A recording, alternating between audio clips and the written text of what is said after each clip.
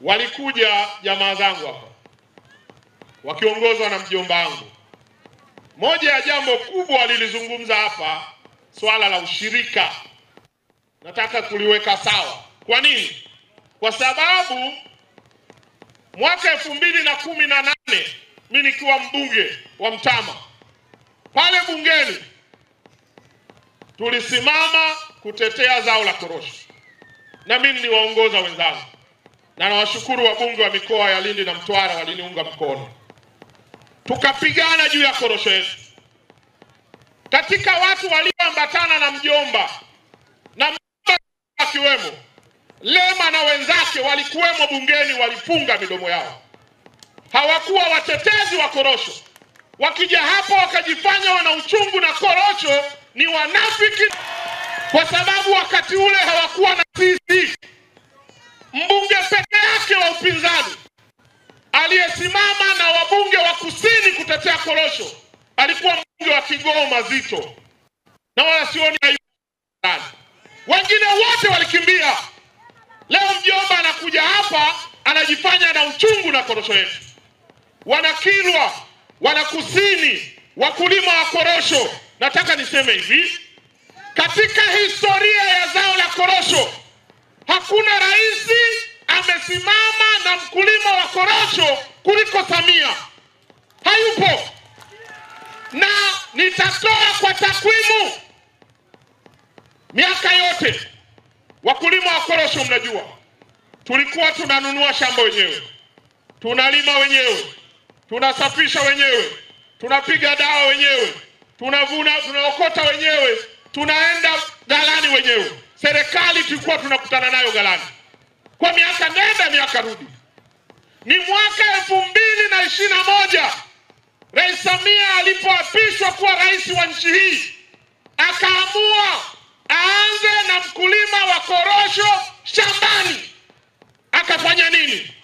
Kwanza mwaka 2021 akaleta shilingi bilioni 59.4 kwa wakulima wa korosho kwa ajili ya pembejeo zao. Tukagawiwa pembejeo za bure kwa mara ya kwanza katika historia ya serikali za CCM. Kweli si kweli? Tena na wapinzani wetu wanapanga foleni kuichukua pembejeo ya bure. Hebu wawe na adabu kidogo. Mwaka 2022-2023 serikali ya Rais Samia ikaleta bilioni 96.3 kwa ajili ya pembejeo. Waanze na mkulima wa korosho shambani. Kafu, Chadema na babu zao wanapanga foleni, wanachukua pembejeo ya Samia. Wawe na adabu kidogo basi. Mwaka 2024 Rais Samia ameleta bilioni 189. Mwaka jana, msimu uliopita, ameleta bilioni 281, na wao wanapanga foleni kuchukua. Halafu wanapanua midomo. Si sawa. Mnyonge mnyongeni. Samia ametutendea haki kwenye korosho. Mimi ni katika wabunge waliosimama kutetea korosho, nyewe mnajua. Sioni aibu kusimama hapa kusema ameitendea haki korosho yetu.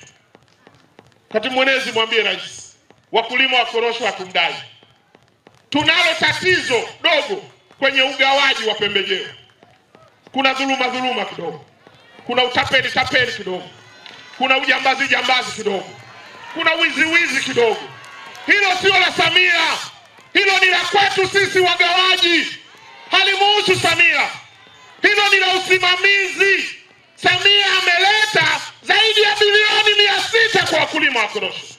Akisimama mtu akasema mfumo huo haufai, yeye ndio hafai na hana akili. Kwa hiyo kusini tuna wakulima wa korosho. Nataka kuwaomba mwezi wa 10 tukajaze kura kwa Mama Samia, ili tuwaonyeshe kwamba mfumo wanaopigia kelele wala hawajui maskini wa Mungu. Kabla ya kupeleka korosho galani, mimi nilikuwa mkuu wa wilaya. Korosho yetu ilifika shilingi 200-300. Leo tumekwenda mpaka shilingi 4000. Halafu mtu anakuja hapa anasimama, unajua galani haifai. Hana adabu kabisa. Na ningekuwa na muda ningesema mama alivyohangaika na mbaazi, alivyohangaika na ufuta na kadhalika. Nataka niwaombeni Wanakusini, tusiwe watu tusiokuwa na shukurani. Linganisheni tulikotoka na tuliko leo na korosho. Safari bado inaendelea, na kwa niaba ya wabunge wa Kusini ni waahidi wakulima wa korosho, tutasimamia heshima ya korosho yetu iendelee kukua. Lakini mnayo kazi moja, tupeni kura za kutosha mwezi wa 10. Wangapi wana kura za Samia hapa? Samia oye!